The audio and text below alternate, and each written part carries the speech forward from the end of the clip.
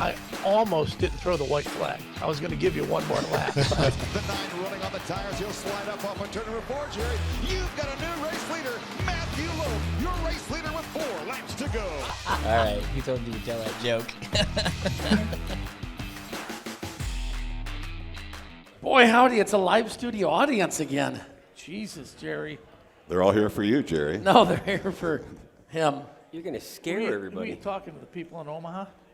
I just talk and they turned it on. Talking to the people back in Boone still. Yeah. You know what, Jerry? Just take the microphone off. Look at this one. Where'd the That's the bartender figure go? just came Why up don't we on get the free phone. drinks? Who's our guest? Is this our first guest of the Yeah, night? this is our first guest, the barmaid. Barmaid. It is. Why not? It's funny. Oh, let's talk about that night at the banquet. That's 2014? 10 years ago. Wow. Oh, boy. I remember that night well. I'm not going to talk about it. Yeah, I will. Okay. What happened in 2014? How was we your live banquet yet? in 2014, Brett? Are we live yet? Yes, Yeah, we're on. No, it's, we're not- it- we're not. it's We already Memorex. started? We're live on No, tape. We're not live. Just go ahead. We haven't started yet, or we have? No. No, We so, haven't. We haven't. so it's Just like tell us before what we you're start gonna- What are we recording, doing? we can talk about whatever we want. I can't hear a thing you're saying. It's hard to hear. It's difficult. Yeah, No, I can hear you. that's good. So you've started, you already did the introductions and everything? I Who thought- we are? Well, we did something. You never count down, so Oh, yeah, I didn't do the 3, 2, 1. That'll be okay. I'm lost. I was waiting for the. Ready? Go. We already did. We started in. Oh. No, I was just looking at my Facebook memories. 10 Restart years us ago. then. Oh, you want to Is restart? today the 29th? What's Today's that? the 29th. Today Yeah, the 29th? it is. So 10 years ago today, picture was at the banquet. That was my wife with Jimmy Gustin's wife. That was the night she had the challenge to drink 19 glasses of That's wine. right. I do remember that. Because Jimmy, she sat with Jimmy, car number 19. So she drank 19 glasses of wine and That's been 10 years already. threw up all over the hotel wall. Well, you know, we could have a challenge this year with that's the a true story. modified national It champ. was ugly. Chaz 75. Baca, 75. Yeah. Wow, can you imagine that? Not a You had to do chance. 75 shots at your table.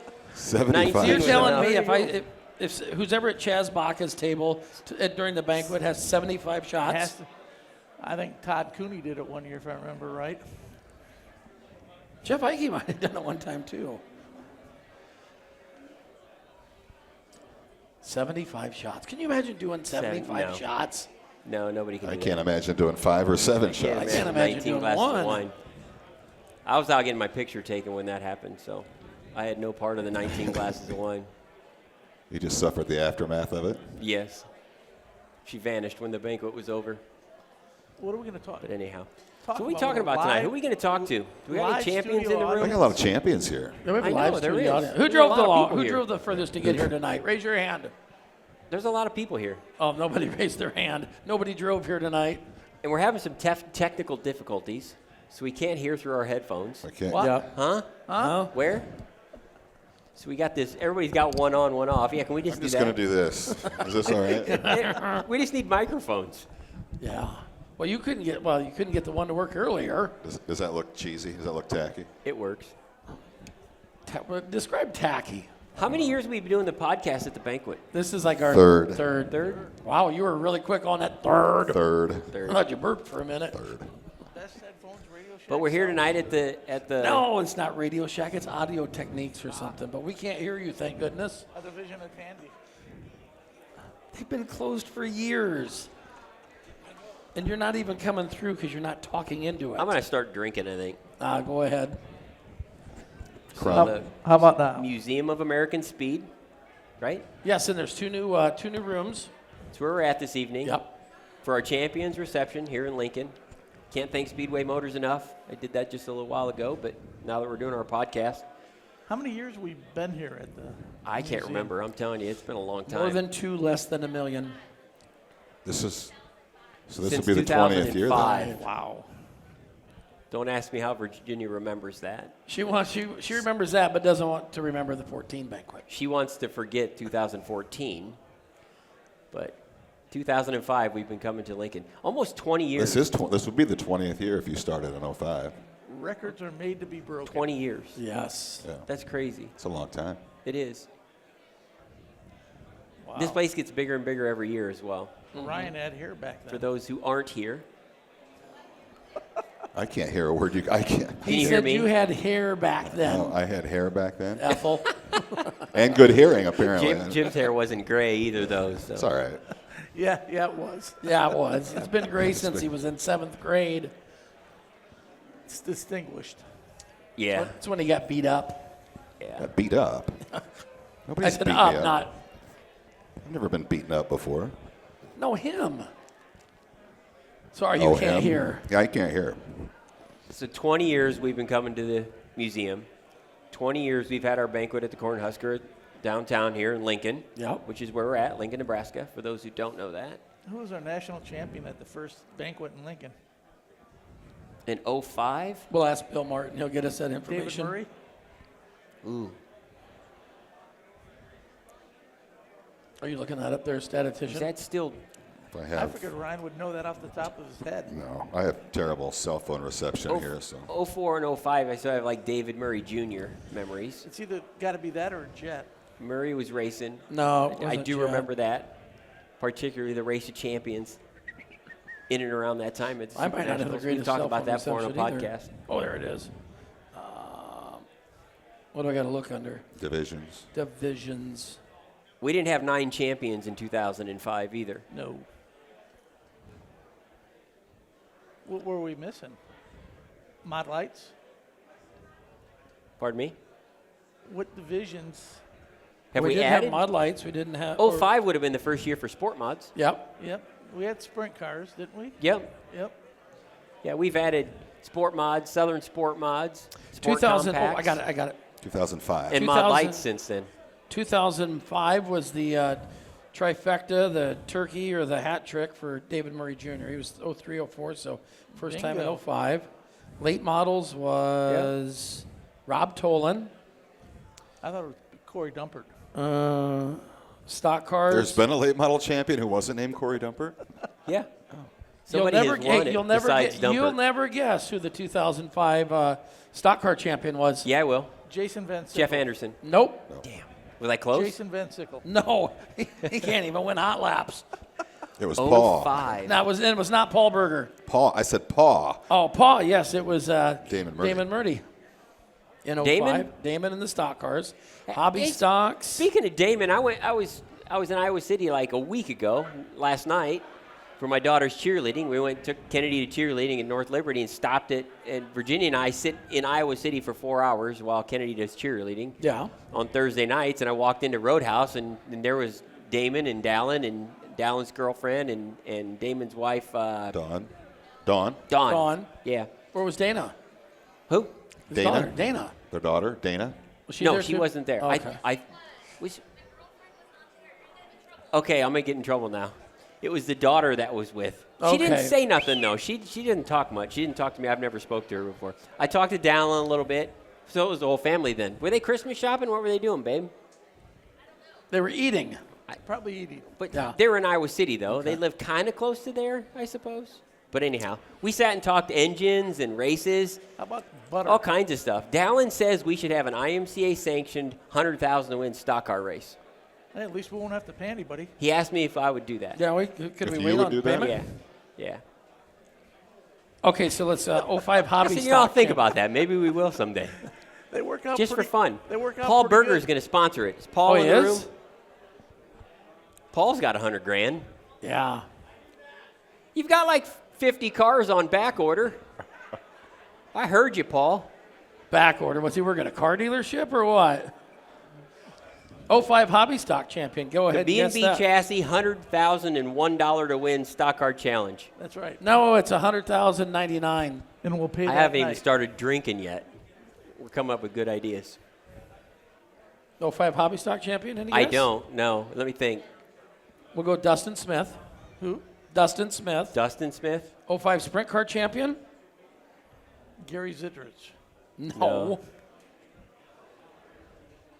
No, who? That would be Neil Stevens from Brigham Lake, Minnesota. That was a long time ago, 20 years ago. Let's talk about now. Hey, 2005 the inaugural Sport Mod National Champion. Kyle Fredrickson. It was No, Danny that was a Dvorak. Super Danny National. Dvorak was. Danny Yeah, Dvorak. Yeah, Danny Dvorak. Who I just talked to the other day. Well, I see him. Danny and his wife bought a bar in Garrison. He did. He bought True the, story. I Really? saw that. It only took Matt Loaf They bought the old hitching post in Garrison, Iowa. There's like 500 people in that town. And Danny gutted it and is remodeling it. And Virginia and I were just talking about this last night. We're waiting for it to open. We're going to go over there, have some drinks, catch an Uber home from Garrison. from Garrison. They don't have Ubers. Might be like might be like a horse and Call buggy Sean Uber. Fisher. Call He'll- Sean Fisher. Yeah, call He'll Sean get you on Fisher. the He'll just street. tow you home. Sean will give me a ride home. if I ask AAA. him. Just call AAA. If you're drunk, they'll get you home. I chased people at the haunted house in Garrison for 4 straight nights about a Yeah, month you ago. had like a chainsaw. You ran the chainsaw? Yeah, I ran the chainsaw. Yeah. It's so exhilarating. It's so much fun. He took the chain off when he nicked his finger, though. There's It's out day nothing more two. fun than firing up a chainsaw and chasing kids with it. You gotta get, did you do like the, one did you Roger do Hayden Jackal? was talking about. I did everything. You name it. Did you like? Did you do I Jackal? made a little hiding I'm a trap lumberjack, door. baby. I'd kick it open and start the chainsaw up, and they'd just take off running. Now, was it a good chainsaw? I mean, could you get it on the first pole? Or I wore a GoPro for one night, too, as well. I just don't know if any of the footage turned out. So I'm not very good with that stuff. You know how hard it is to turn a GoPro on, start a chainsaw, and chase people at the That same you just time? need the GoPro go all the time. It's hard. But anyhow. Let's talk about tonight. Okay. What do you want to talk about tonight? Well, like Who are we gonna get up here? champions from this year. How about that? We'll start there. Who are we going to get up here? Let's see here. Let's see. I think we start at the end over here somewhere. Where's the Are you end? looking We've got for 9 of them. someone Can you specific? name them? Do you have to look at the signs? He's I gotta think we look. should probably see if this gal's here. That Richard. Yeah, she's right there. Get over here. Kick him out. Yeah, I'm out. Yeah, you're I'll out. get off here. You getting off, Jim? Finally, I get something nice to say. You want to go work on the sound? Help Nate with the sound. So Yeah, can you work on the sound? This is much harder when the headsets don't work. Yeah, you got to kind of listen to the echo that comes through. So leave one ear off. It's like I'm just putting mufflers on. You know there's Yeah, problems just when you have- can't hear Or you Jerry put talk. right up there. We'll try to talk loud so you can hear us. Okay. Is that good? Check, check. I like your hoodie. Thanks. Is that a new hoodie? This year? Was that like a merch? Was it like a merch We Monday sold those drop? at Super Nationals this year. I didn't get They're one. awesome. I love it. I wore one all day yesterday. In I fact, love it. I brought one. You had one on Yep, earlier. Yep. It's like my favorite hoodie. That is. Congratulations, by the way. Thank you. Thank you for coming tonight. Oh, yeah. So, what's it like? I mean, I got all kinds of questions I can ask you. I'm sure Jerry could too, but Oh, here, we'll scoot back so they can. so no, we're just gonna no, talk. so you can see. I want you to make eye contact with your interview. So the first racer in history, well, because of the Lady Eagle, you've won the Lady Eagle National Championship this year, and the Sport Compact National Championship. That's quite an accomplishment. Yeah. Lady Eagle wasn't originally on wasn't in our eyesight. We were just racing for that national title. And, I mean, I guess once you get one, the other one should follow if things line up. But, Yeah. yeah. And you've done well in the Lady Eagle before, haven't you? No, You haven't. no. Not worth the crap. And then you win Not that national. I guess I've never paid attention in the past years. Yeah. How long's that been around? Lady Eagle? How many years have we done that? Oh gosh, don't Oh, let ask me- me questions like Holy that. Nate. We'd have to go back to the website Yeah. again. I don't know how many. I'll go it is. there. Quite a few. We've been doing the Lady Eagle and our Junior National Championship for quite a few years. Yeah. So many that I forget how many we have. But Here, we'll find it I for think me. it I'll was look it up. 2007. You might be right on it that. sounds right. Less than 10. I think so.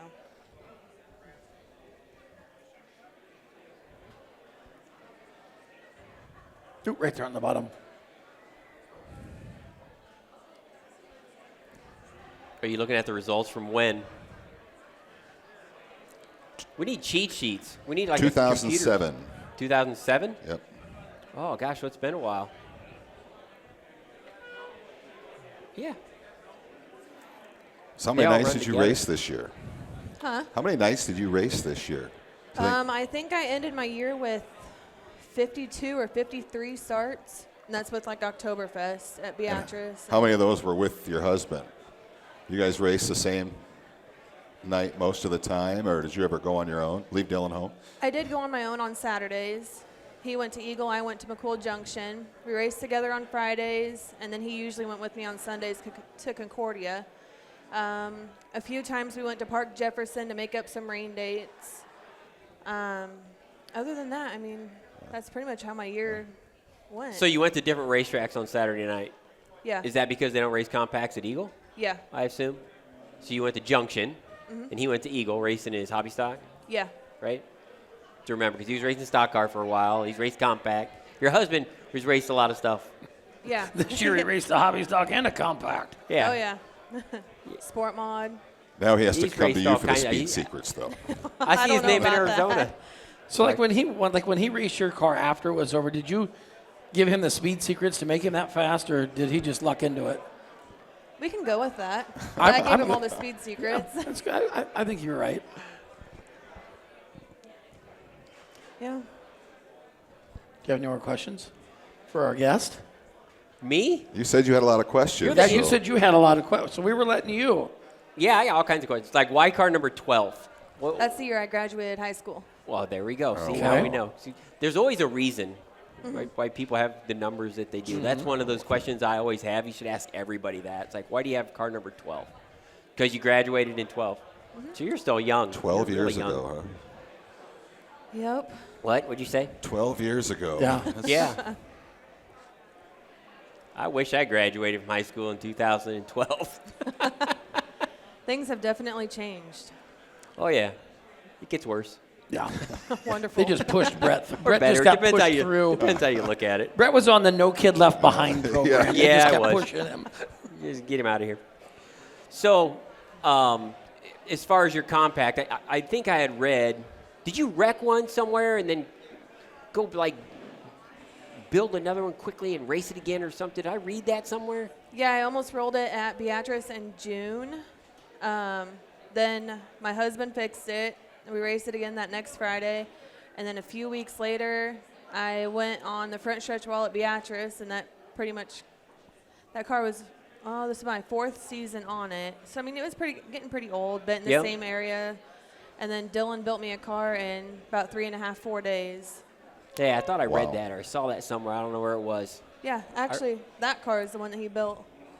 And you were So leading. that's that car, or is that the one you built after That's the other one? Yeah, crashed? that's the one that was built within In the 3 3 and a days? There half, you go. 4 days. And you were leading points, too, when that happened, were you? Yeah, because you Yeah. led pretty much from the beginning of the season. Yeah. Is there a reason for like the 2 colored wheels things? Like this one is Why all is that one painted blue? blue and this one's like highlighted in red. Is there? That's is off this- the old car. Is this a compact secret? No, that would be that Dylan gets bored in the garage and just starts painting a whole bunch of stuff. So there's no that's rhyme the- nor reason to that? No. Do you have a dog? Do I have a the dog? best. Yeah. Yeah. Has he painted the dog too? No, we just got the dog Oh, like a couple okay. months ago. Yeah, 50 starts, 43 top 5s, and 24 wins. What's the percentage on that, sir? I can't hear. What you got? So she had 50 starts and 24 wins. She won 48% of her starts. And how many times was she in the top 5 percentage-wise? 86. That's a dang Ryan good can do record. that math in his head. You're not human. Well, only because it's 50. That math's Oh. easy. Yeah, I mean, I had a math- really that good math is idea easy. with 50 and 24. So what are you going to do next year? Actually, my daughter just got a go-kart, so Uh-oh.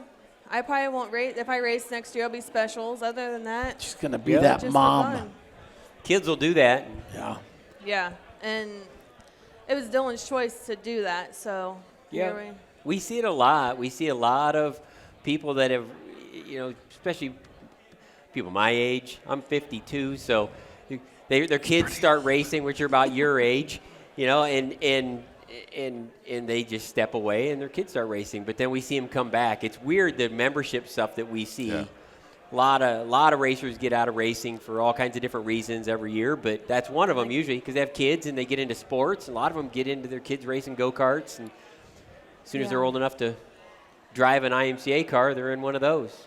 Oh, I feel like that time will be here before we know it, but she just started practicing, probably about a week or 2 ago. Well, And how old is she? I saw it on the Snapchat. 7. 7?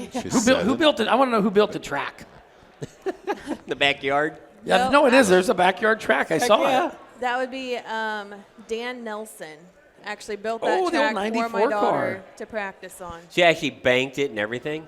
It's not very banked, but give it time. I'm sure he'll get some wild thoughts and Yeah. do all It's about the that. size of this room. It's not very big. I mean, big enough for her to learn. But yeah. Just don't put a wall on it, That'll be the because then third. you'll teach her how to hit it. That'll be another record. Another generation. 7 years. We could have 3 national champions from your family. It's possible. It's possible. It is. They definitely know how to race. Yes. Yeah.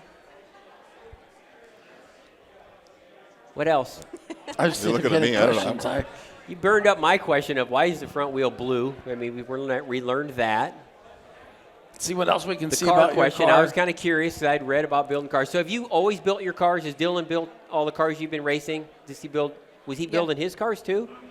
No. All the compacts that I've had throughout like this season and the past, I don't know, 7 years or so have all been web chassis. Web? Web chassis. Where are they from? That would actually start out with his stepdad, his stepdad's dad, and then their friend, Okay. like Wade, Ed, and Bud. That's why it's web chassis. Ah, And now Dylan's kind of taken over, but they all, yeah. So, he's Interesting. so it's webbed for the D Well, with a little apostrophe. I guess, but no, they all put their minds together, and now they're building our house, and oh yeah, it's a fun time. On a Friday night when there's no racing going on, and someone was looking for a destination vacation place, tell me why I would go to Wymore, Nebraska. What's good to do in Wymore? Nothing, not a thing. what's the population? What if I of brought my Wymore? go-kart? Could I race at the go-kart track? At your house? It's not at my house. It's at Nelson's house. Oh, that's which- not in Wymore, though. It's about 15 minutes from our house. It's not. Oh, so it's within driving distance. Oh yeah. Okay. The population, I don't know, like 1,400 or 1,500 people. It's not. Are there very big. bars there or Is there a bowling bar? alley or anything there to do anything? A bar, a post office. Is there a Casey's? A Casey's. There's got to be. There's a Casey's in every There town. always is. How's the nightlife at the post office?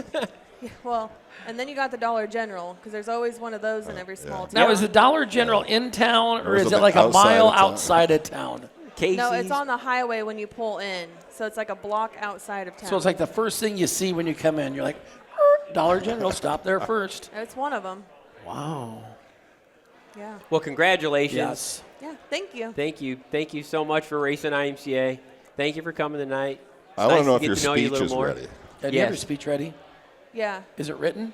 Or are you going to have your phone up there? It's in my notes on my phone. Okay.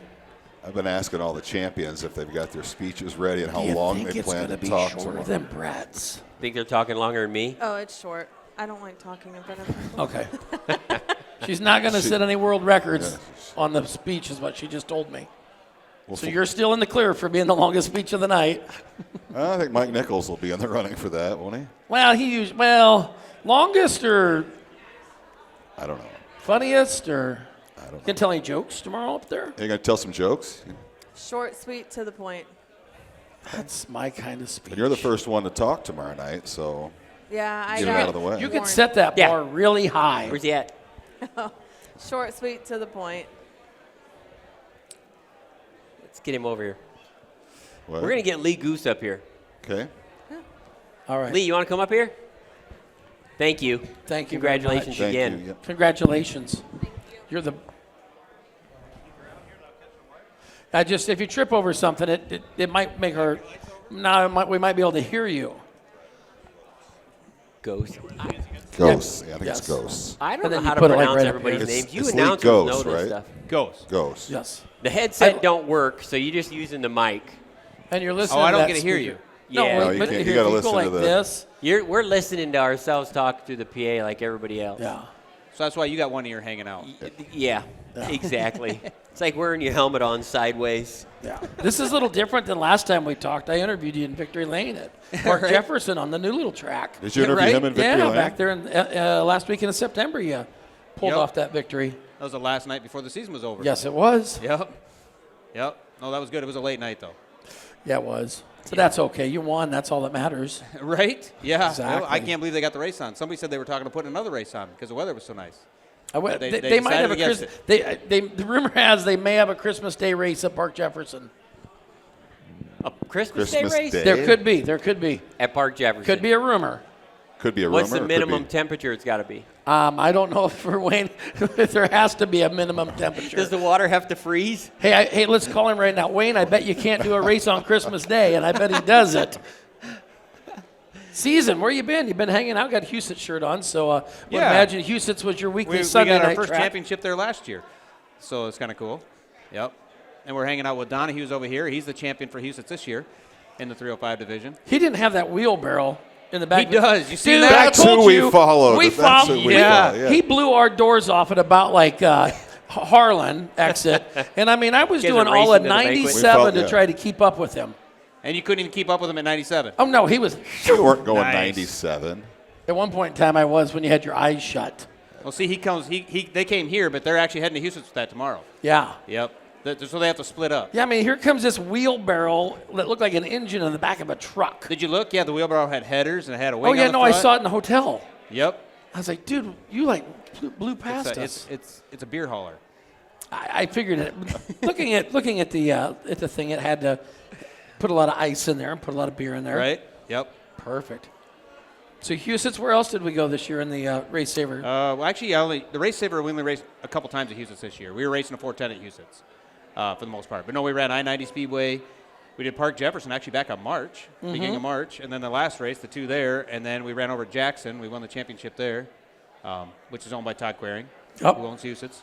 Yep, and then we did a few others. When it got into August and when we hit our 20th race, we knew we had a chance at the championship. Same with last year. We weren't going for this national championship at all. And last year, somebody came up to me. We went down to Eagle with our boy to race nationals. And somebody came up and says, you realize you're second in points? And we weren't paying any attention to the points. I said, no, didn't have a clue. So we tried to do it last year, but there wasn't enough races left, and we got rained out one weekend. So there was no chance, but Druki was, he was really gunning for it, and we'd had to have a lot of luck to get that last year. So this year we knew earlier, so we actually made sure we tried to win it. So we went down to Beatrice. We went up to Fargo, Grand Forks, trying to think, Shelby County. We hit a few races at the end of the year after our season was over around our area, which was fun. And just to, like I said, to make sure we had enough points so that we didn't lose it by a few, because that hurts the worst. Yeah, when you try that hard and you lose it by one. What's that? When you try that hard and lose it by 1 point. Yeah, and like I said, we weren't trying, but when you do start trying for something, it's just like a race. When you go there, you want to win. Yeah. So, no, it's cool. Like I said, I don't know if it's really set in. I never really thought much of it until I seen kind of what it meant to Druki last year, and so that's what makes you realize it's a bigger deal than you ever thought of. Yeah, because I never really put myself in this position to even think about this, I guess, or never even tried for it. We just go out and race and try to do the best we can every night. That's what it's about. Right? Yeah. Yep. Hey, yeah, we just enjoy it. Say if I had a friend who wanted to drive a sprint car, would you let him get in yours, just make a couple laps, not real fast? And he's raced a car before. He's crashed a couple too, but he's raced. Right? Yeah. No, actually, I probably would. The thing is, if I could still race. I got you a sprint car. Got a car I got for you him? a car. You found a car for me to race? Right here. I asked him, I said, if I had a friend. So you haven't been in one yet? No, his wife won't let him. A sprint car, no. I've sat in I don't one, want to though. get in the middle of that. I made race car engine She's right sounds. over there. I need a bigger seat first off, because I don't think I can fit in his race car. I bet you And if could. you get in a sprint car, you're going to need a divorce lawyer. I don't know. There's something about sprint cars are just awesome. They really are. How long have you raced a sprint car?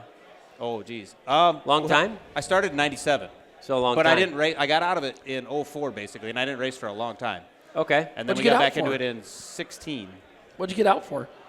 I was younger, and like I said, I was in my younger 20s, going on to mid-20s, and my buddies all started getting relationships, getting married, kids coming on, and so nobody could really show up anymore. So it became no fun when you're doing it by yourself. So it got to be more work or more of a chore, it felt like, than it actually was fun.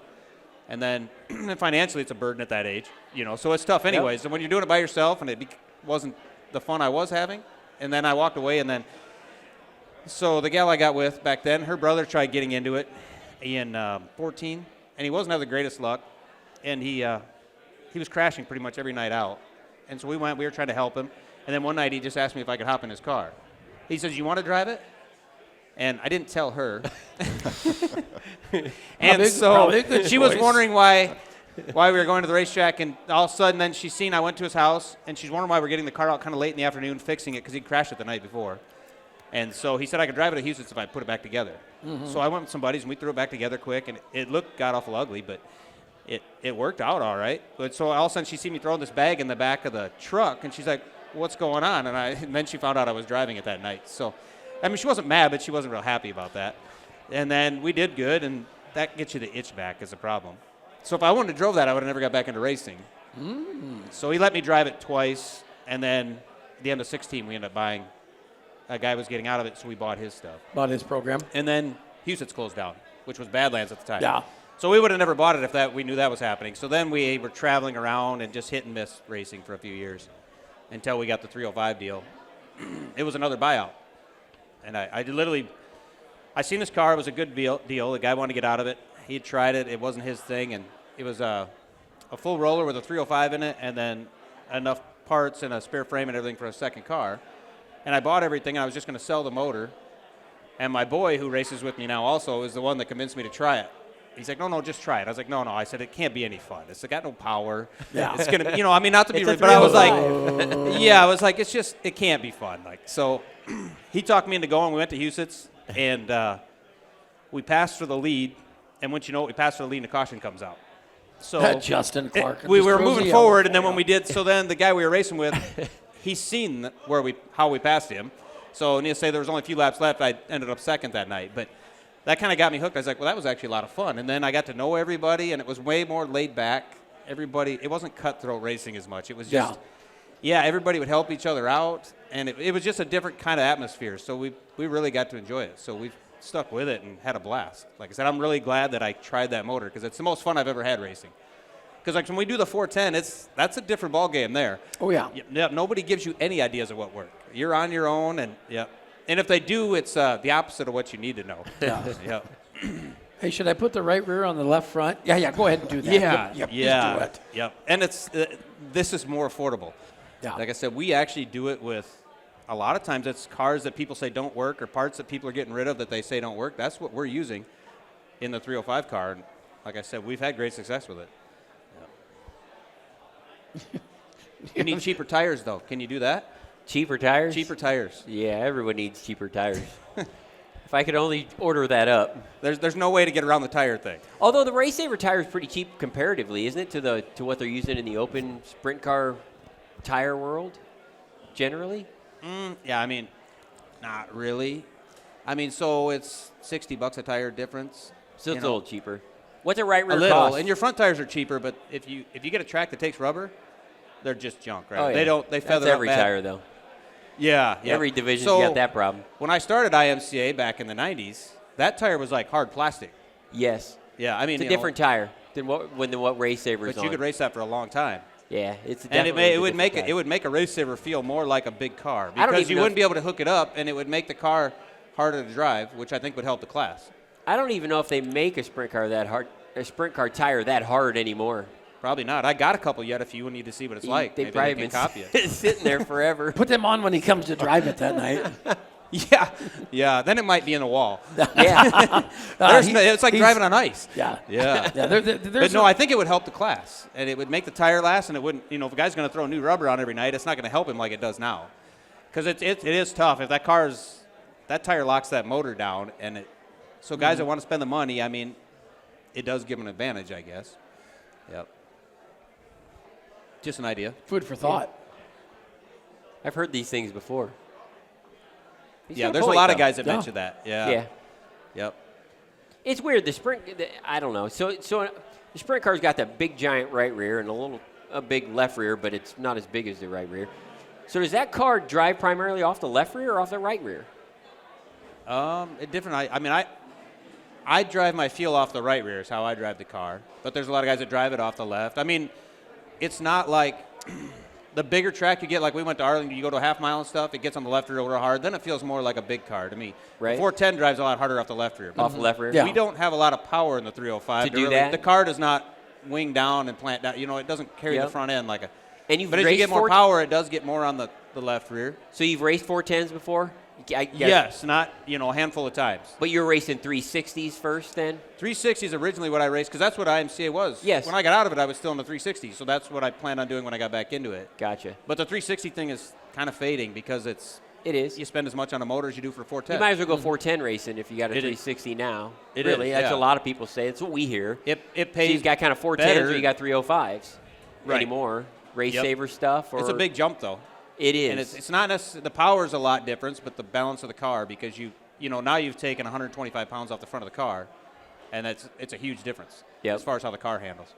Yep. I would think a race saver would make enough power for me to have fun. I think it would too. Oh, it I is. think It's you'd still a enjoy it. blast. I think Yeah. you'd They enjoy look it. so fun, but I don't know. I just can't get over it.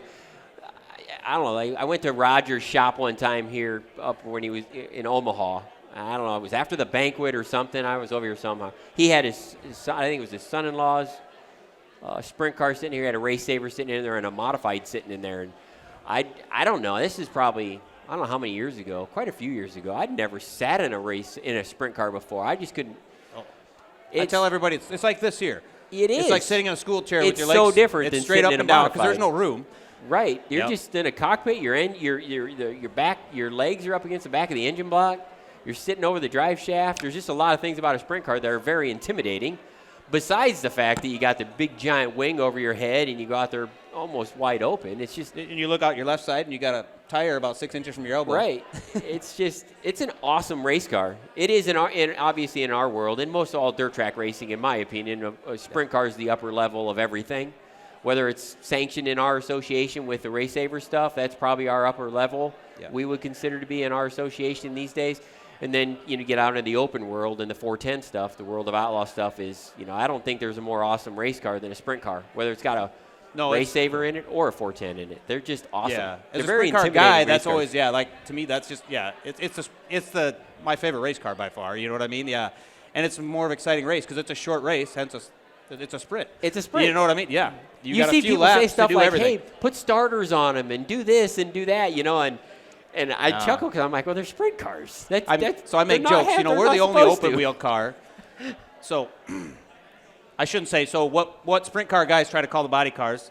Everybody probably knows, and they call us push and flips. We got good friends that help us out Oh, too. there's that are taxi making- You guys got cabs, nicknames taxi for cabs and divisions. push Well, you call them that, what? Jerry. taxi cabs and push and flips. We don't call them taxi cabs. Oh, they used to though back in the day. Mud turtles. I've heard IMCA modifieds called mud turtles. Mud turtles? But yeah, like I said, it's kind of because they call us the push and flips, because they think it's a joke that they got to Push and push flip. start us, and then they take so long because then, yep. Everybody's you don't got see most nicknames. cars upside down otherwise, but it's Yeah. fairly common in our class. Yeah. Yep. Which makes it more exciting. Yeah. I mean, not to be wrong, it sounds bad, but I think it's exciting. It is exciting when you see crashes. Granted, you don't want anybody to get hurt, Right. but it makes the race more exciting. I say it often. Like I go to lots of races and see. It doesn't matter the division, but even that division is like that's awesome. But and to watch them crash, it's awesome. But I'd hate to have to pay for it. Oh yeah, You that's know, that's the only thing that goes through my head every time. It's like, what's it Every gonna time I cost? see somebody tear something up, I'm like, oh, I feel bad because it's expensive. Doesn't matter what the class is, but sprint car racing is kind of known for that. It's kind of like you're going to see awesome shit done in a race car, in a race car, in a sprint car. Yeah. Yep. I've And it's never different. been It doesn't to just Houston flip either. over. Sometimes it looks like it's accelerating when it gets going. Right. Yeah. Although I don't race a non-wing, I've never done that because you look like you have to be. It would be fun, but boy, they really look like they take a tumble. Yeah. Nothing to I'm absorb. too old to get my bell rung that bad. You can ring your bell pretty tough. Yep.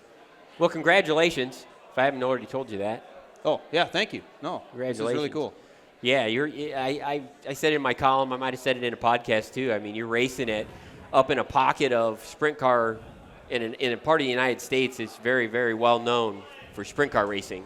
When people think of Huset's and I-90 and Jackson and those racetracks, I mean, to me they rank right up there with Knoxville when it comes to sprint car racing. That's people identify those speedways as sprint car country, and you're up there in the middle of that doing really well. So Yeah. you I must think know that what makes you're it more doing. gratifying is that, it isn't like we were in an area that has 10, 12 cars every night. Right. Because there's guys that show up in the points that do really well, but don't get me wrong, there is 10 cars every night. Like Right. Jackson, we went there. I think we didn't have a race, I don't think, with under 40 cars. Right. Yep. And then when we go to I-90 every night, there's hardly a night that doesn't have a B. Most nights are 27 to 30 cars. So Exactly. no matter how good I do, starting dead last in the heat, I get to start 12th in the A every night. Yeah. So it's, Against- it makes it makes it a lot of fun. It's a lot more work, but it makes you a better driver. It does. So the class is doing what it's supposed to do, but it is sometimes frustrating when you're starting that far. It makes it tough. Yep. Yeah. We always take the position, well, if you're inverting 10 cars or if you're inverting 12 cars, you're still in the same invert as a guy who's racing against 12 cars. But when you're racing against 27 or 30 or, statistically, it just gets more difficult to do what you've done. And winning a national championship against the fields you're winning them against is very impressive. You have 20 laps, so Yeah. you look. It's like you damn near got to pass a car a lap Yep. in every race you get in. So In a sprint car. yeah. I don't know if I'd want to pass anybody. I'd race a sprint car all by myself. It'd be more like Then a it time wouldn't be trial. Like a hot lap, or your solo hot lap. Yeah, so I session. don't have to worry about me running into anybody or running into anything other than the I wall. have a weird feeling you would crash wheel packing. They're just So you just need a sprint car with a rail all the way around. they have those in there you go. Australia, don't they? Haven't we talked about weight? I haven't seen those. Got like a Yeah, they're like bumpers all the yeah, way I around can't- them. I think they're more New Zealand car.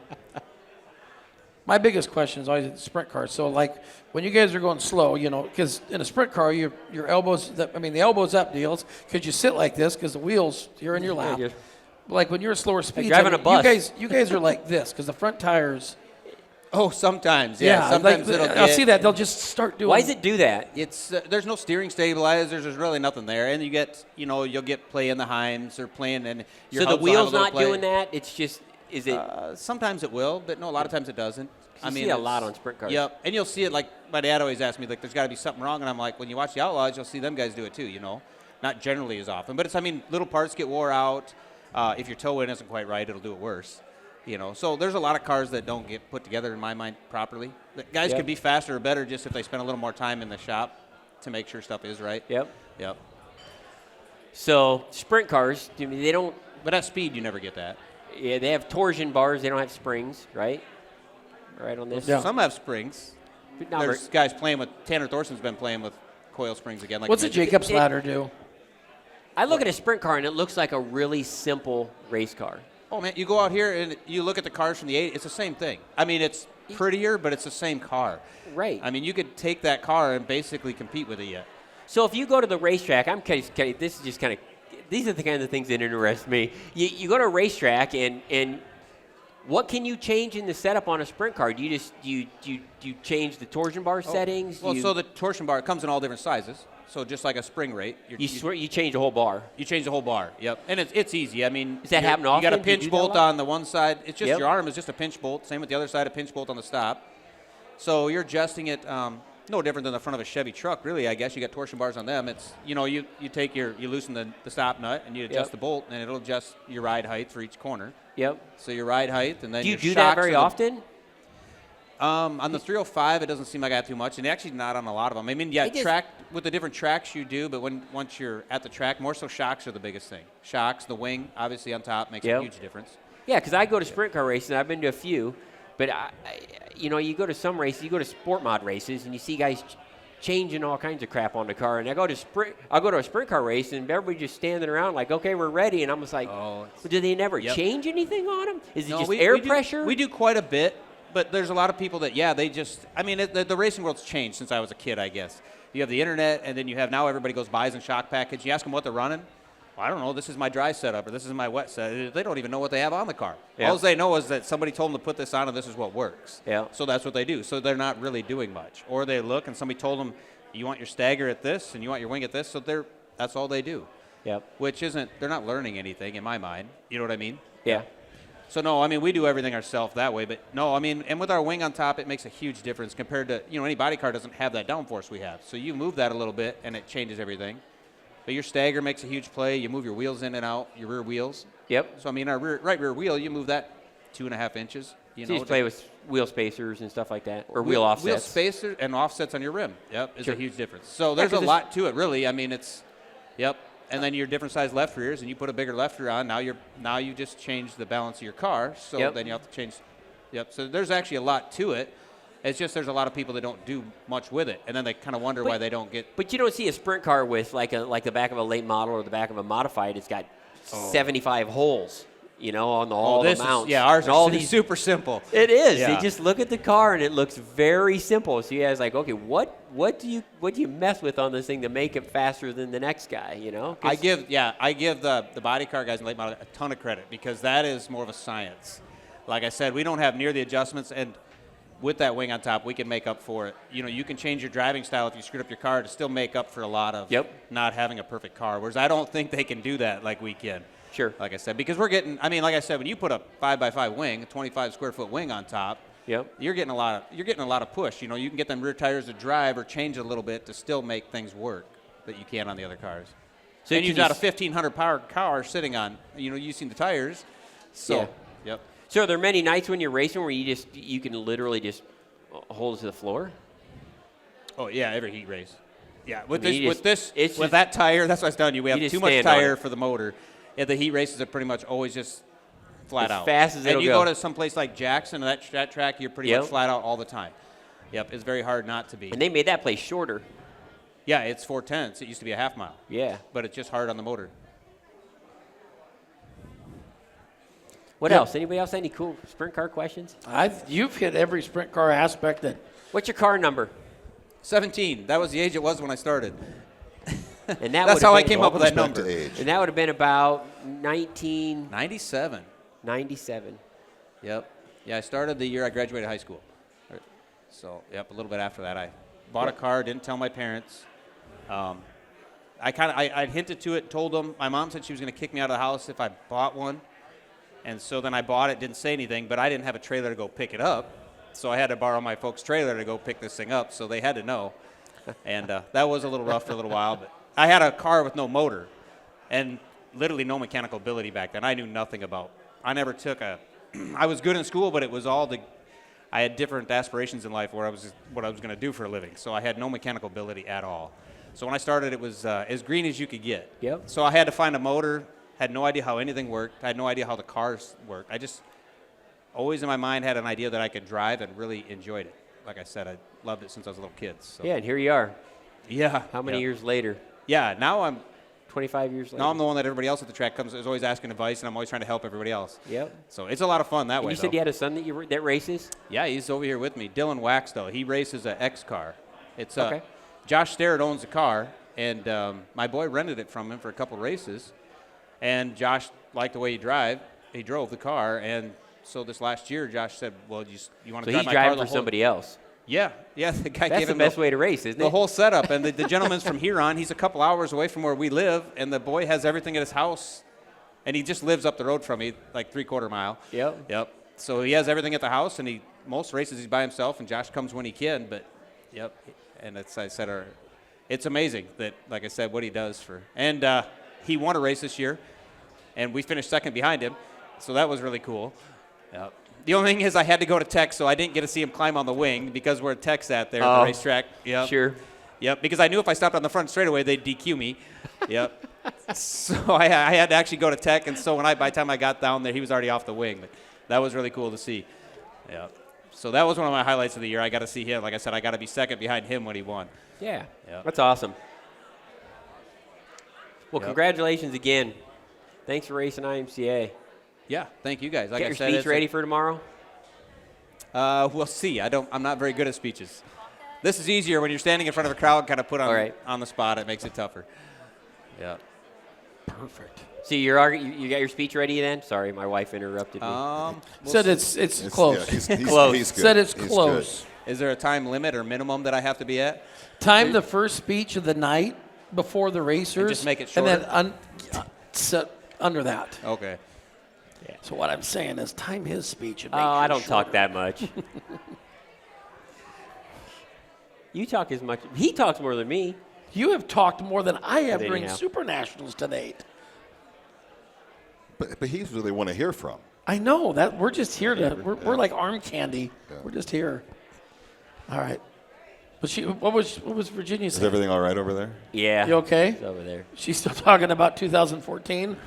Chaz is sitting over there. We get Baca to come All over right. here and talk a little bit, I suppose. Lee, congratulations Yes. on your national title, bud. Yeah, thank you. Appreciate it. We're kicking you out. Hopefully see you next year, right? Hey, we'll be here. Hey, thanks, guys. You're Bet. welcome. Thank you. Oh, here comes Bill Martin. He's going to talk. Yep. Yeah. We'll get Nathan up next.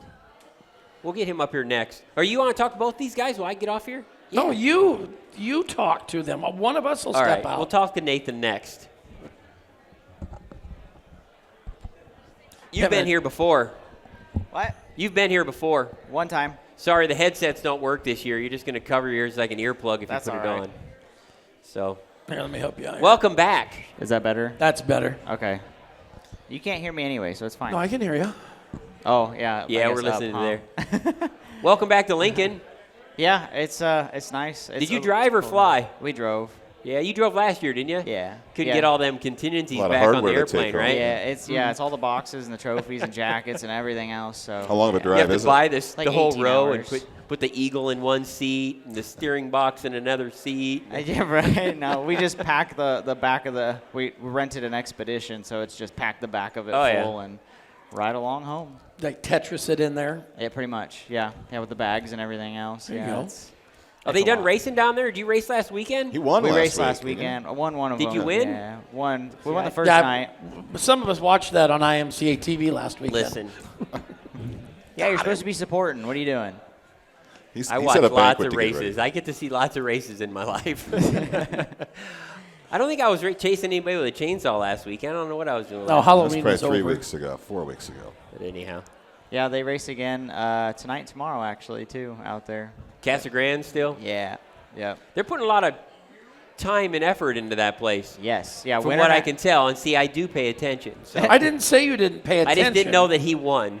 Okay. Yeah, Winter Nationals is going to be. Because I'm in bed gonna by be the time good out he's running there. features, usually. I'm too old. I don't stay up that late. Yeah, you guys are always ahead of us out here. So 2 hours.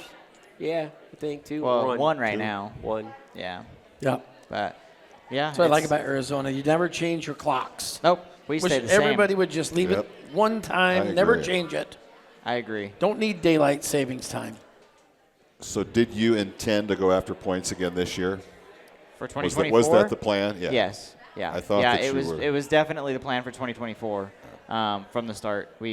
Especially with the way Winter Nationals started, we started off way better this year than we did in 2023, and I mean it was just an easy go for it at that point. Plus, we knew we were going to have a lot of racing again this year between the three tracks and everything again. So we're like, might as well go for it again and see if we can go back to back and just kind of prove that we could do it 2 years in a row, I guess, in a sense. And you're only the 5th guy to ever do that Really? in a modified. Do you know who the first 4 were, Jerry?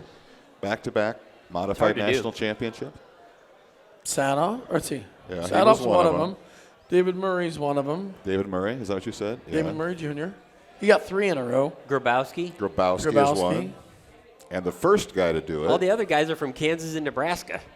No, first guy to do it was from Central Iowa. From where? Central Iowa. Wayne Larson. Would it be No, but of that generation. Oh, Bill Davis. Correct. Oh.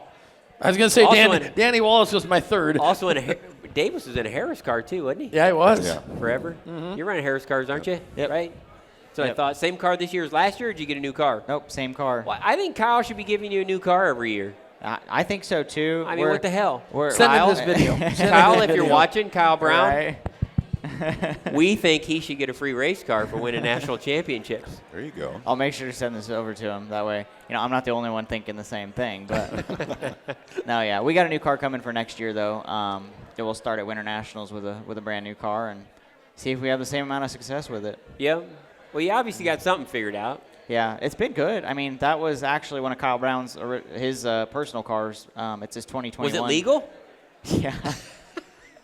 Yeah, we made sure everything was legal, and then You asked him first. Yeah, That's probably a good idea. Yeah, and then our tech guys have been pretty hard on us down there in Arizona. Yeah. So they've made sure everything is tip-top shape, especially going to Super Nationals and everything. Yeah, and you've got the Arizona Winter Nationals down there. Yeah. Yeah, Dave so comes and Dave's picks on down us there a for little that bit. early. Yeah.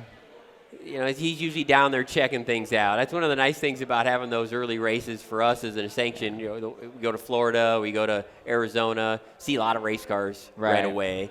Yeah. So if there's something that's an issue, we can kind of head it off a little bit. But, I'm just giving you shit about having a legal car. I know your stuff's been legal. We have no problems with your car, and you're very competitive, very good racer. You're not very old either. You're a lot younger than I feel like thought I'm getting old. My back's telling me different. Well, I race mean, how cars bad will is do it for that. you guys when we get to, like, that age, I mean, I'm already feeling it. Like, is it bad? Do I have something to look forward to? Chaz, thanks for being on. Yeah. Wow. Wow. It doesn't get any better. Dang it. All right. I was Yeah, the kinda older hoping. you You're the get. next youngest person up here, Jerry. What's that? I said, you're the next youngest I person know, but up I'm here. still way older than that guy. How old are you? 27. Why did 27. I knew Why that. did I even ask that? I remember that from last year. He was 26 last year when he won his first championship, which is very young Very young. to win a national championship. I mean, modifieds are our biggest division in IMCA. Most people know this. I'm sure you know this. I mean, we've got more sanctions in that class, more racers in that class, more states in that class. Everything in general is bigger when you talk IMCA modified. So what you're doing is pretty difficult to do in any part of the country. And you're doing it down there in the Southwest where, generally speaking, and I think we talked about this last year, a lot of people don't think you can win national championships outside of certain areas, Iowa, Nebraska, where guys have done it a lot because we race so much around here, Right. Down there, you're much more dedicated to your you have Friday, right?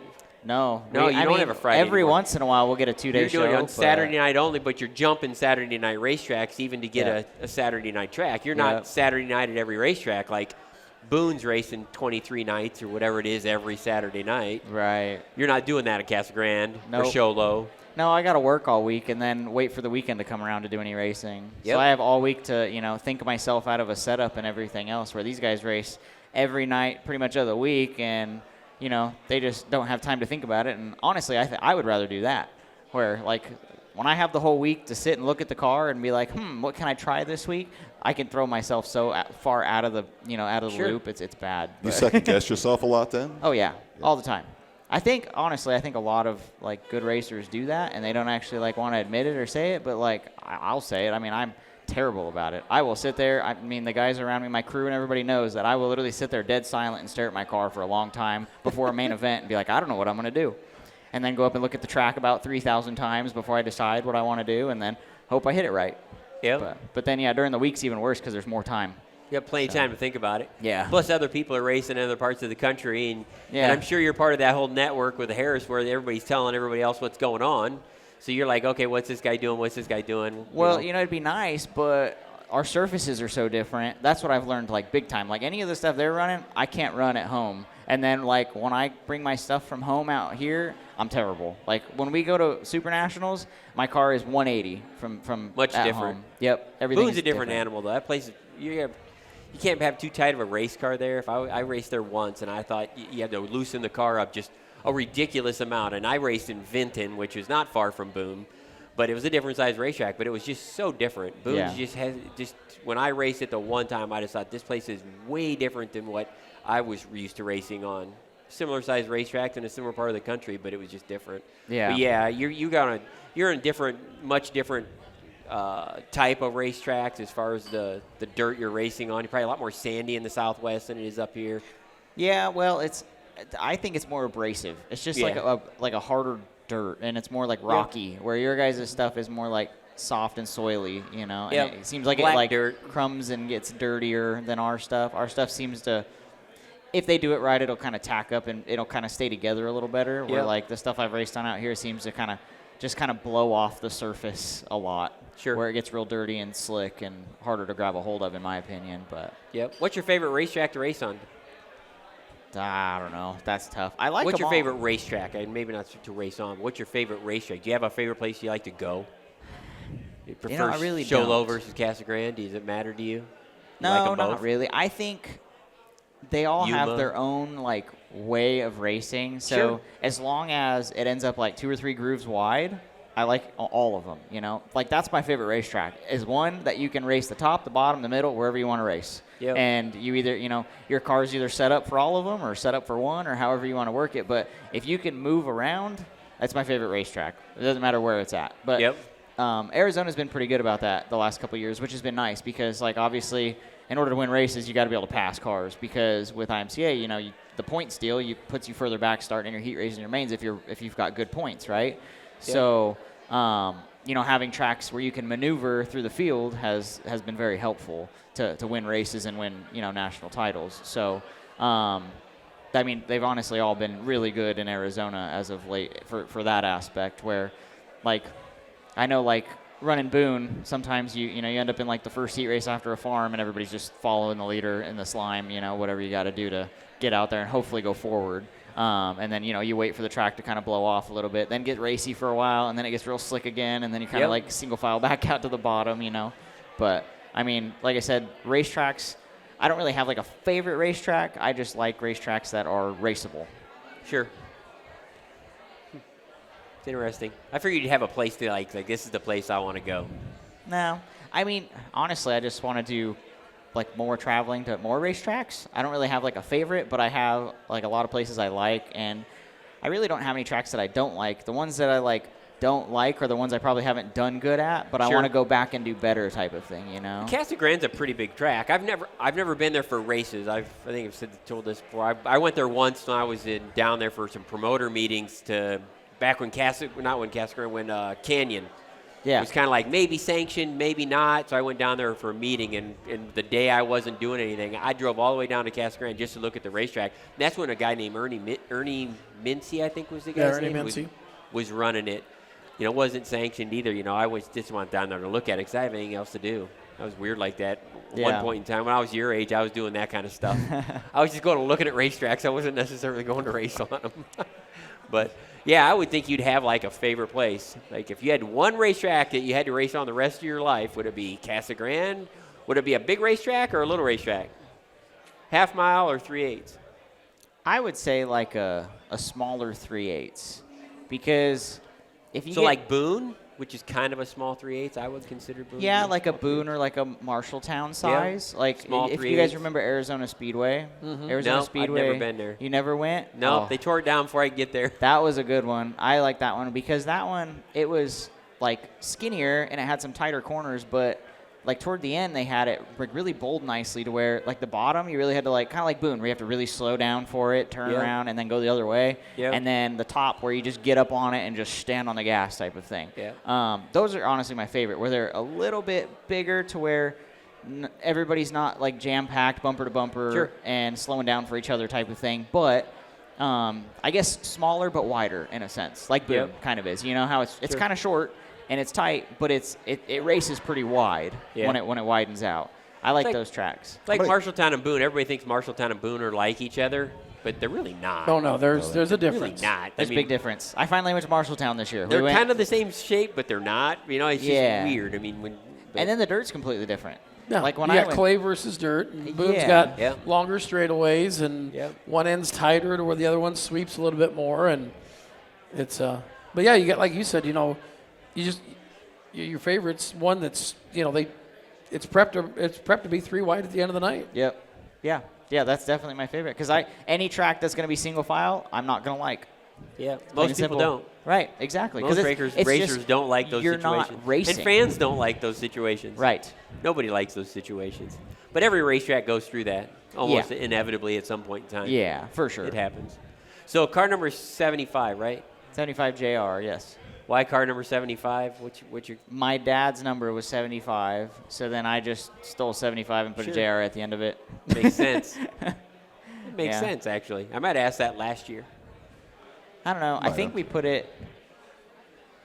I did a story with somebody not too long ago that asked all about it too, because my dad had like a reason behind it. Him and a buddy got together and put a race car together and went and raced it, and they would race it separate nights or whatever. And the buddy liked number 5, my dad liked number 7, so they just put them together and made 75 there out you go. of it. Yeah.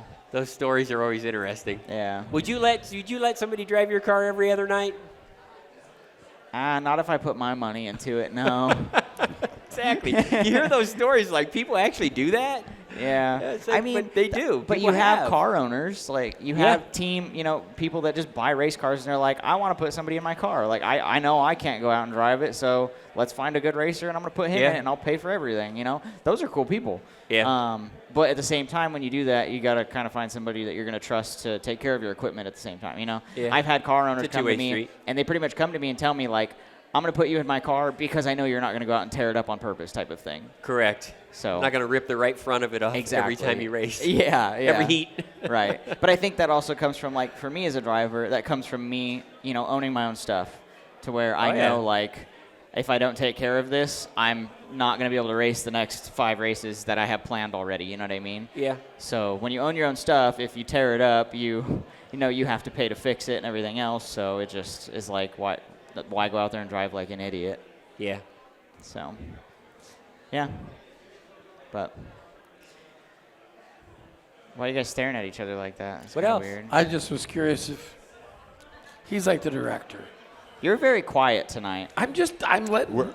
People They watch, both are. I feel they like I'm watch doing all the the talking. podcast to listen to him. They hear us enough. Yeah, they hear Whatever. us like all That's summer not long. true. Seriously. Yeah, we They- hear you people all wanna- year at every Yeah, pretty racetrack. much, Every You're going to hear me next weekend, too.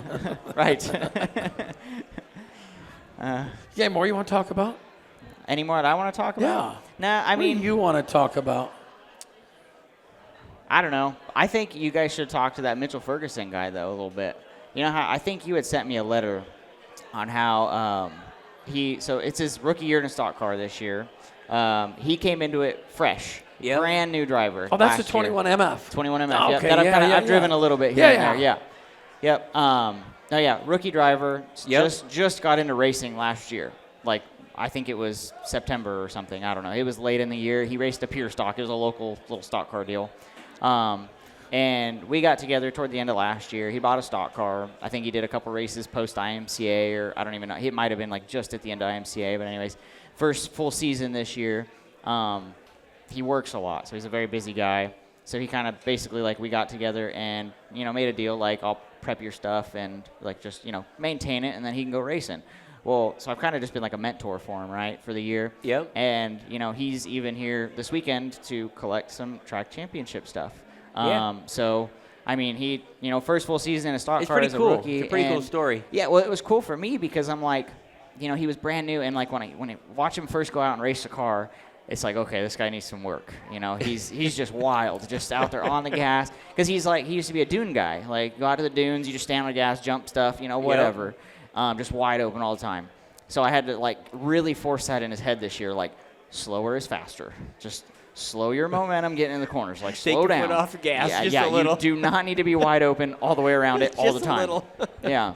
So, it was just cool to watch him progress and then finally start to click. The things that I was telling him, he'd like, he'd race a race and then you could see like 5 laps of the race or whatever, he would change his driving style to something I had told him.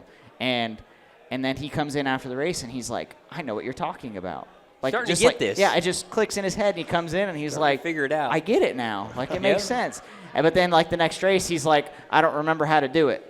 So he has to like click it again, go back out and get it again. But yeah, no, it's really cool to see the progression as a driver that he had this year, as well as like learning stuff about the car and how it works and stuff like that. So, but no, yeah, first full season in a stock car, and he's out here at the banquet to collect some trophies. Did he ride with you?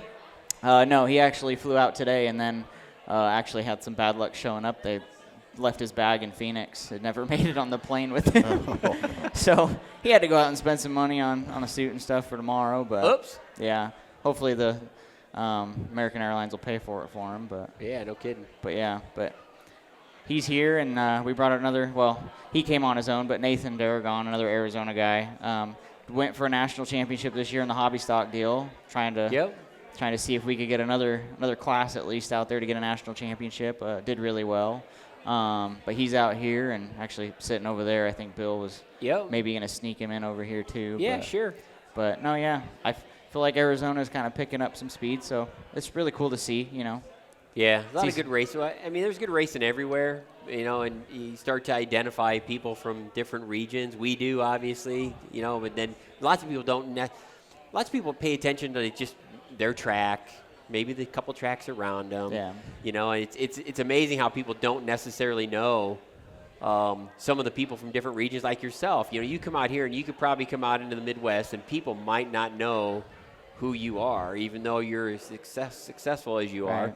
You know how to race, you know what you're doing, you know, and you can go anywhere and run in the front. You know, I mean, let's be honest, you're quick everywhere you've went. So, yeah, that's what's cool about IMCA. Yeah. You know, I mean, racing is racing. Everybody says to us, where's the best racers or where's the best racing? And I'm always like, you know, the racing is, there's good racers everywhere. They are all over the place. Every racetrack has a really good racer. Every racetrack has racers that are new and struggling, you know. But what's different, what I see from track to track within each state and within each region definitely is just culturally people are different. Yes. The people in the Southwest are different than they are in Texas. Yeah. And they're different than they are in the Midwest where we're at. You know, I was just talking to somebody about that because we were at, I mean, not an IMCA event, but used to be the Duel in the Desert. We were at the Duel in the Desert, and so that's like a mixture of drivers that come, right? You kind of get some from out here, you get some from where we're at, you kind of all over, right?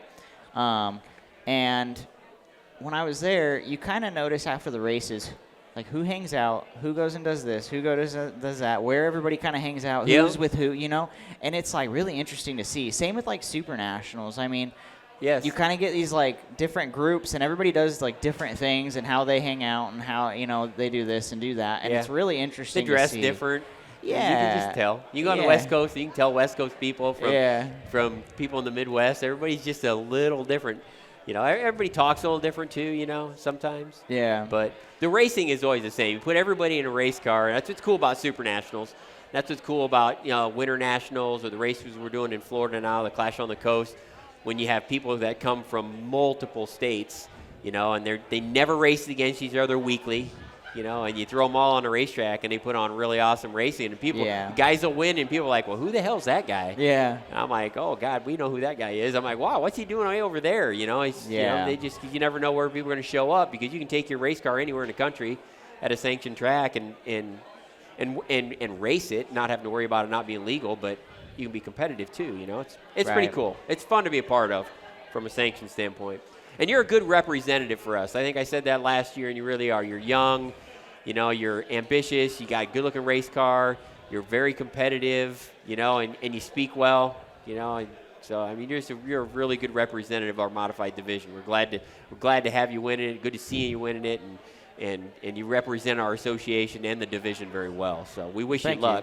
We wish you a lot of luck. I mean, obviously, I imagine you'll probably be in Casa Grande on the 8th or whenever it is of January. You're going to run the Winter Nationals when that fires back up? Yeah, we'll run Winter Nationals both weeks there. And this next year, I actually plan to try to make my way more to the Midwest for the summer and run a lot more, like, bigger events, you know, like at minimum 1,000 to win every week, you know, just and then get to, like, the real, like, big 5,000 and 10,000 to win races and try to hit a lot more of those to learn more and, you know, get more experience. Because you know, I've obviously raced locally for a while now, and it teaches me obviously a lot, but then you get to a point where, like, I just feel like when I come to Super Nationals, that's the time of year that I struggle a little bit because I'm not out here enough. Sure. So I want to be able to get out here and learn more and be able to be better, you know, on this side of the world where, because, like, I know on the West Coast I'm pretty good with my stuff. Like, I can compete really well for wins every week.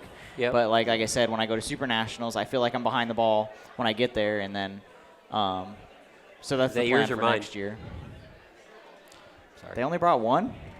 Where's all the rest of them? Your Uber Eats arrived. Yeah, my so Uber drinks, my G-Wagon. The G-Wagon showed up. You have a plenty of opportunity to race for a lot of money in the modified division, especially in the upper Midwest, where in and around Boone. Obviously, we're having the Clash there this year. The Harris Clash is going to get moved to Boone. Bob just announced that. I think that was earlier this week, maybe. Yep. Tuesday, June 25th. Really?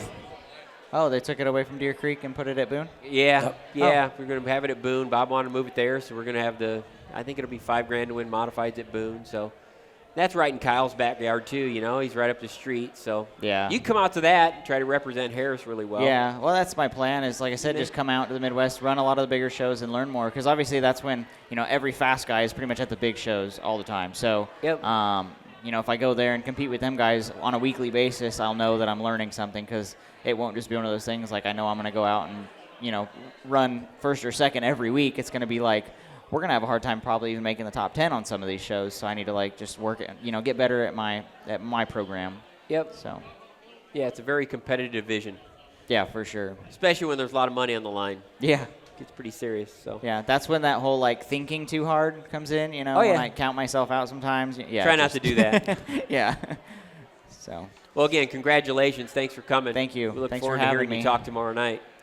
Yeah. Yeah, on to tomorrow night. I don't know. Mitchell said he's got some plans for tonight, so we'll see. See how far that goes. This is a college town. You guys are young. Yeah, right? Howdy, Welcome. guys. Thank you. So Thanks for coming. So, yeah, what's your name? Nathan DeRagon. Where are you from? Perry, Arizona. What do you race? Number 19 What- hobby stock. Okay. Did you bring a date? No. Okay, we'll find you one for tomorrow. Anyway, so you're that hobby stock stud that Baca was telling us about. Yes, sir. So what makes you a good hobby stock racer out of Arizona?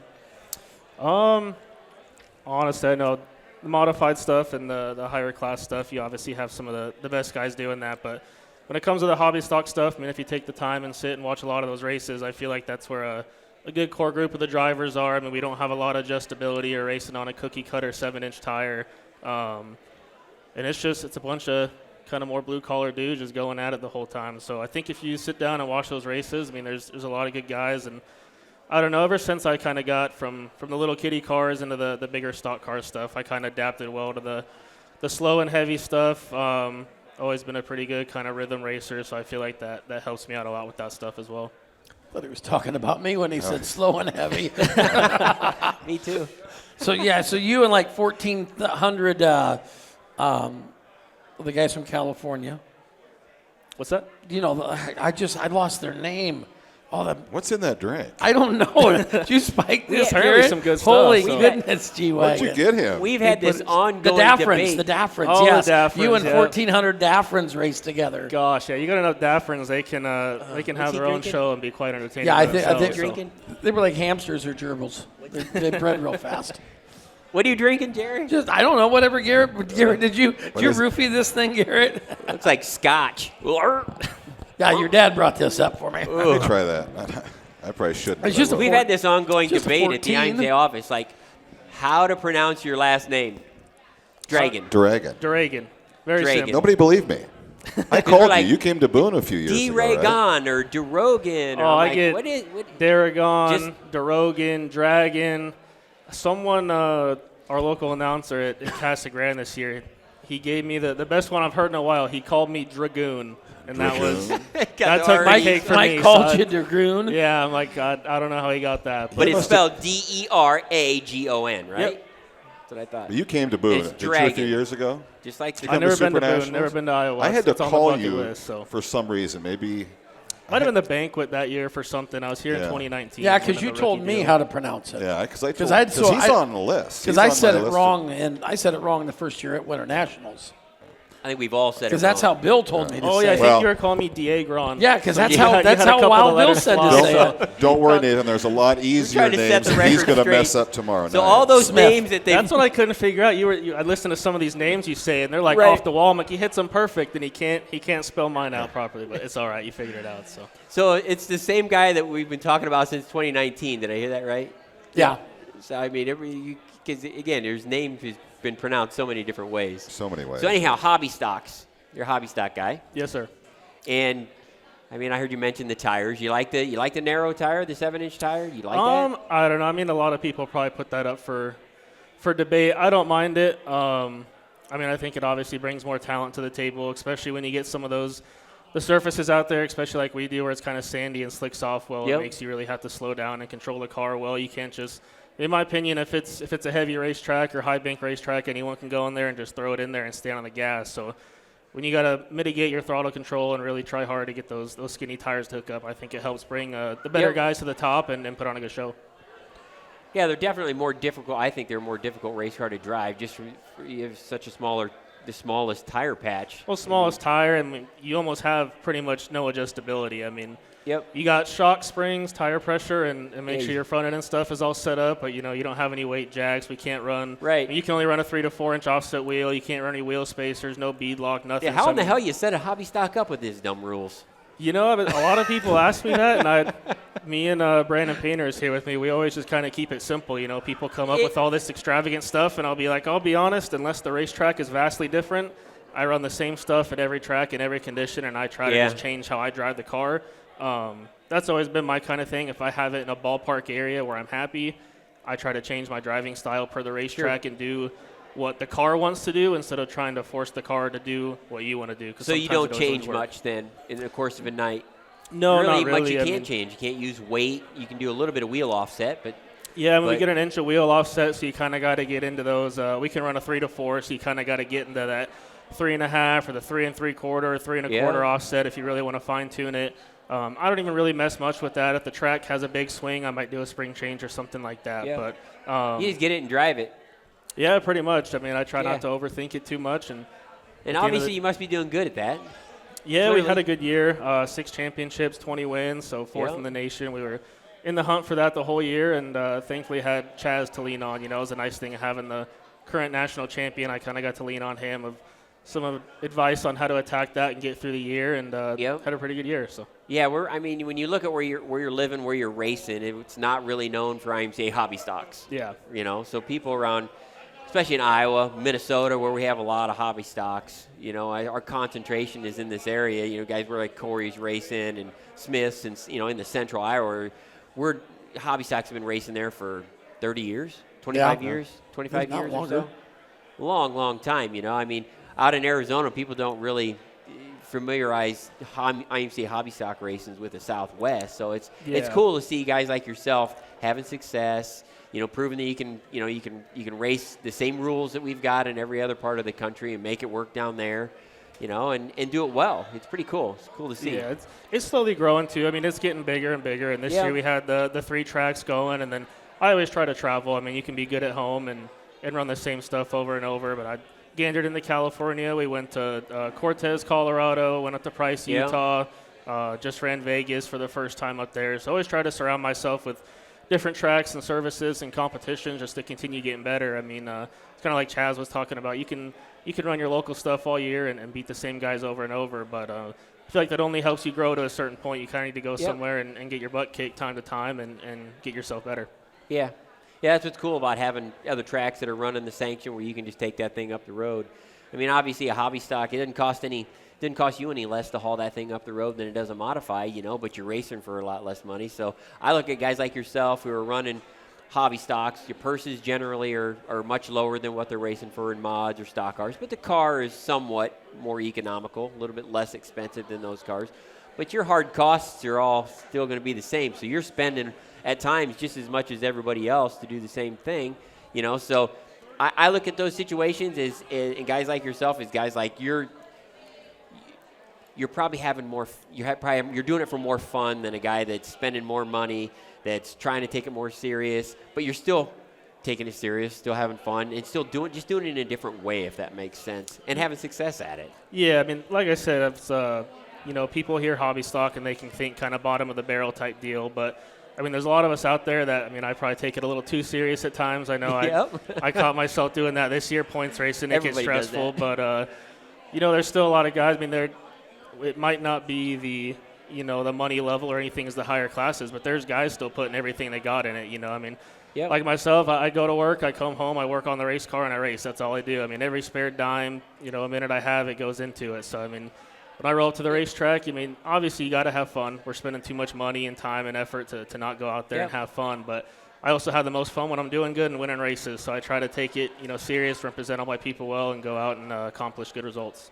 Yeah, nobody races nobody wants to lose. Most racers, they buy race cars, they get into it. It's very addicting. We all know There's a handful of guys that just like making laps, but I mean. Yeah, I suppose. That's just rare, chill and drink beer after the races, I guess. But there's a lot of guys that aren't like that. It's a very competitive sport, you know, at all level and in any division, you know. And yeah, it's cool. It's cool to see you having some success in the hobby stocks down in Arizona for sure. So what's your car number? 19. 19? Yes. Why is your car number 19? So when I was like 11 or 12 and I got my first full-size car built, because I'm originally from California, so I grew up racing Verona in the little cars, and then when they stepped me up to a full-size car, I had a race over there by the name of Eric Evans. He offered to to build me my first full-size race car, and he said, the only thing is you got to pick a number with a 9 in it.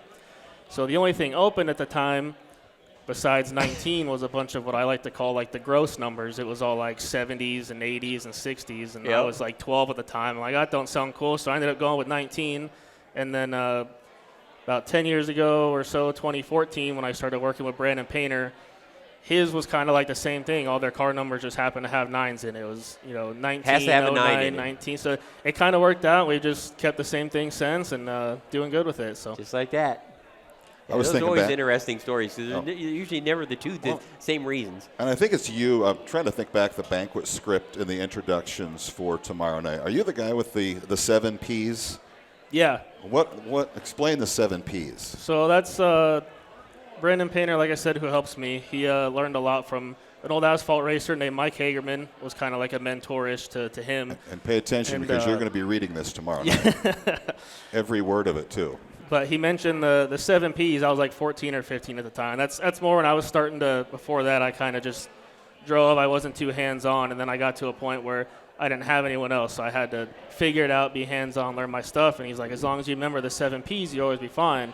And it's prior proper planning prevents piss-poor performance.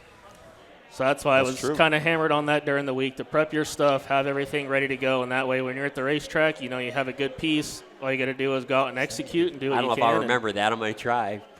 It's in the bank. It's in the script. Gotcha. Well, I don't. He doesn't read the script. I don't read the script. I try to keep up. 7 Ps. That's interesting. 7 Ps. I always thought it was pretty good, so that's kind of still my motto to this day. I've never heard that before. And it works for more than just racing, so you can apply that to many things in life. And yeah, exactly. Yeah. I'm getting the yeah, we got wrap to it up sign down. Jerry looks tired too. Batteries No, I'm about not dead. tired. I could sit here all night. Well, I'll sit here until 9 o'clock, and then 9 o'clock. There you go. That'll be bedtime for you anyway. So. Thanks for being here, Nathan. You're welcome, guys. All right. Thank you. He's making fun of us being old. It's time for us to go to bed or something. Time to go to bed. That's what he said. He said that talk all night, but we got to go to bed. We got to wrap this thing up. We got a little partying to do. We got to go check out the new wings of the museum. I already did. You thought I got here late. I was actually one of the first people here tonight. How much do we have? You get 5 minutes. Maybe the only 5. reason we're giving you this because you didn't get it in 2020. Yep. Here, you got to put this up here. Cory Probst, the COVID champion in the hobby stock division. Can you hear it? Years ago? I can't hear you. No. Now you got to like this. There, let me help you out. All right. There you go. That'll work. All right. Yeah, he was the COVID champion in the hobby stocks. 2020, yeah. He had to wait till 21 to get his stuff. Yeah. But now you get it tomorrow. Yep. That was pretty cool. I didn't really plan on running that hard for it this year. Got a couple kids now and stuff, so busy, they're little and busy, and Kids will eat up a lot of time. How many kids you have? 2. 2. Yep. My How old? daughter's 5 and my son is 2. 5 and 2. Oh, Yep. So they're fun. It's going to get busier. Yep. My daughter just started. She's trying hockey this Oh, boy. off-season. Yeah. I think I like hockey myself, but Minnesota. So they got to play hockey in Minnesota. It's like Iowa where you got to wrestle. Is that how they, right? Yep. Wasn't your wife pregnant with your daughter when you were at the races that night when I was in Arlington like 5 years ago? I think that was okay. Yep. She's been at Spencer too a few times in the. Okay. She usually steals the show. It's not me. But. So championship 4 years ago, championship this year. You didn't race that much this year. No, but he raced just times. enough. You raced, but you raced. You might have had the most exciting national points battle Might of have. the year. Yeah, I Might have. I think it was. It was. Everyone thought it was going to come down to Williams or Smith, and That's here comes kind of what I thought Here too. comes Cory Probst. True story, Cory. Yeah. So Ryan does his August predictions on predictions on where things are going to play out when we get into September. And I don't even think your name was on the sheet that he sent me. Right. First one I did, your name wasn't even on it. So we went to Super Nationals, and I don't know if it even, maybe it's Super Nationals we started talking about it a little bit. bit. I don't remember. Yeah, it was about Super Nationals. Your name started getting brought up. Yep. Because everybody's talking about Cody. And Mike. And Mike, yeah. And Mike. and how Cody and Mike were one of these two guys is going to win the national championship. Well, they Cody, had I think, is maxed probably out. here. Yeah, I don't know if Mike's here, but I know Cody's in the room. They They had were talking maxed about out those and guys everything. were going to win. And then all of a sudden, here I was you are. there. Yep. Yeah, it just, I don't remember when it was when I got my 25th night even in, but it was, You way just late slipped when- right in there, and Yeah. it was over. Well, not over. I mean, I was still, it was hard to sleep at night there for the last 3-4 weeks. 'cause Yeah, you're it just- literally came down the last couple races of the year. Yeah. between the three last of you. few weeks. And Yeah. Yep. And sometimes you don't really realize it, but some certain races are way more important than like that last night in Spencer. That was an important race too. Yep. Me and Mike racing, and yeah, it was fun. Like I said, it's probably more fun when you don't really plan to go for it or to be Yeah. too serious about it, and then you find yourself in a spot to do it. So You didn't plan on the season winning the national championship. You really No, didn't. no, You I just kinda kinda- just I- gonna race. yeah, I just gonna race, kind of what I always did, my normal tracks and stuff. And I figured, Mike's been right up there. Kind of thought, he would maybe run away with it or something this year. And Yeah. then found myself right there in a chance, and I chance to do it. So you kind of got to go for it. You don't really know how many opportunities you're going to get at it. So Right. it's like you try to take full advantage of it then. And so. Yeah, you are up in that area too, where there's quite a few hobby stocks. You race against a lot of it's very competitive. Yeah. Hobby stock racing is competitive everywhere, but especially where you're at, and it's interesting to see you win that many wins. It's tough to do. It's tough to win that many races in a season. Yeah, the competition is good everywhere we go. Like you said, there isn't any certain track where you think you're going to go and just clean house. There's a good 3-4 guys that could potentially win that Yep. night, and you gotta work for it. So when you win 29 times in a year, do you ever be like, oh, I'm going to win this race when you show up, or like when this staging, you're like, oh, I think I got this one won. Is it ever like that? Do you ever feel like that, or do you just like, well, or is it like, well, I got to stay out of trouble for the first couple laps and then I'm going to be okay, or you just go out there, I'm going to win this one? Not really. I don't know. I just try to take it one race at a time, and Yeah. kind of like at Boone, I was able to win that one feature, the prelude to the Super Nationals, and that helped confidence there. I've never been too great on the little fish bowls. I like big half miles Yeah. and really lay it in there. Arlington's not the same size as Boone? Arlington? Yeah. I thought you were being serious. It's about 2 foot longer. Hey, I've been there. It's been a few years, but I've been there. That place Yeah. is huge. Oh, it's not that big. Oh, I think it's But big. if you want to, Fairmont's way faster. They used to be. Yeah, Now Fairmont's a they're- big but- place too. I've been there a few times too. Right, yeah, that's a motor eater. If that place you really fly at. But so. Arlington's pretty wide open. It doesn't have a Yep. wall all the way around it. Nope, just a front stretch. You can get out of instead. trouble if you need to. It's a Yeah. big open half-mile racetrack, fairground facility. Yeah, my dad still finds himself hitting the wall at that place all the time. He hit it 2 times, I think, last year. Bent the frame one way, and then he hit it the other way, and bent the frame the other way. Yeah. So, but yeah, we have fun. I race against my dad or with my dad, so that's fun. And Yep. he got me into it, of course. And I know you might ask me, but my number, I got it. My dad was 75, and he got it because when he started racing, I was 5 and my sister was 7, so it's 75, and then I just There had you a go. C when I got Just into like it, that. So, yep. There's always a story. There's always a story. That's pretty Yeah. cool. Yeah. So you like half miles. If you had to pick one racetrack that you were going to race the rest of your life, would it be Arlington or Yeah, You can Fairmont or disregard the Arlington fact that Bob is watching you right yeah, now. they're staring me down now. Spencer? Arlington, I like the bigger tracks. Like I said, the little quarter miles. I first started racing in Worthington, which is kind of like a quarter mile little fishbowl. Yep. But when you race some little ones, then I feel like you can race anywhere and Yep. be better, And the little ones are tougher and Arlington's one of those kind of like sleeper racetracks in IMCA. It's been sanctioned forever. yeah, 34 or 5 years, I think. Right. they've been, There's or maybe tons more, and but- tons of history at Arlington. Yeah. It's a big racetrack, which is not normal. It's bigger than most of the tracks that we sanction, and we have a handful of half-mile racetracks, but not near as many half miles as we do 3/8 or smaller stuff. So it's pretty rare. Mm-hmm. But Arlington's got a big following. That Speedway gets Good car counts, good lots car of cars. counts. Yep. And people on IMCA TV like to watch Arlington. Yeah. It's crazy to me. Uh-huh. I mean, I've been there, and Bob and Susan do a fantastic job. Yeah, Obviously, they I've do. known Bob and Susan forever.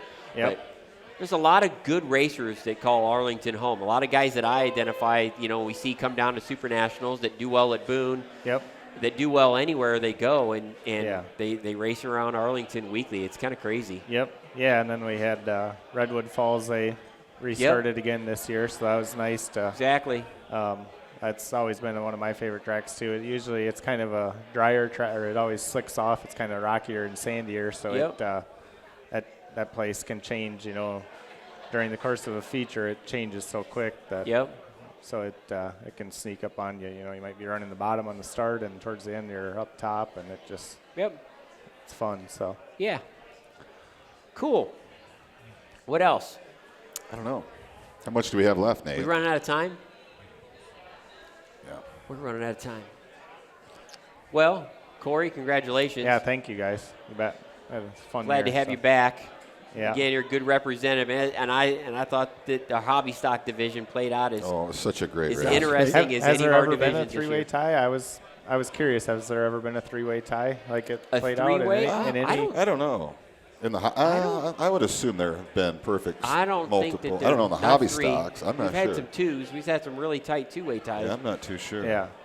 But three-way, know. it's pretty. It's pretty rare to have that play out Yeah. like it did. It was, Yep. It's, Yeah, It's definitely. very And interesting. you still had 4 starts left. You could have had. Yeah, Yeah. you Yeah. could still be racing. Yeah, I Just didn't. think if you wouldn't have been a slacker. Yeah. I know. You could have had this If thing Mark wrapped up by the Jefferson's racing, middle of he'd get August. points still. If we gave points. Well, yeah, we gave points on Christmas? Christmas Day. Oh. Yeah.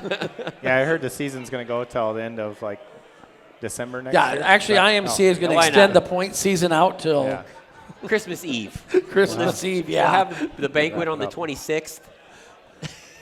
exactly. We're going to lose battery power here, so we. All right, we're getting We the got to wrap wraps. it up. Again, congratulations, Thank Cory. you. Thanks for Yeah. coming. Yeah, Appreciate you it. bet. job, Nice. Cory. Congratulations, Thank you. Cory. Thank you. All right, so before the battery goes dead, we better sign off on this deal. You've been talking I don't too even know much. what episode this was, but it's up. It's over. We're going to go to the banquet. Thanks to Speedway Motors, and we're here at the Museum of American Speed. Let's go check it out. Yeah, this place is open year-round. You can. This place is awesome. I was just talking to Greg. He said every Saturday,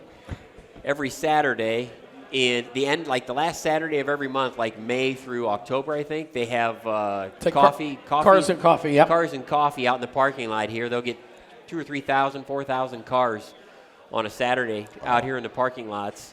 In the museum, I mean, this is a cool attraction. We're very, very, very privileged to be able to have our reception here on Friday night. And we had a great turnout tonight. Yeah, How it was a many good hundreds of turnout. people Live here? studio audience stuck around. We usually get about 450 people here. So I know. Well, we better go find out. Jim's been gone for a while. We better make sure he hasn't got arrested. probably taking a nap. Probably taking a nap. So, hey, thanks for tuning in. See you on the next podcast. Remember, IMCA TV. Get that replay pass. You can check everything out.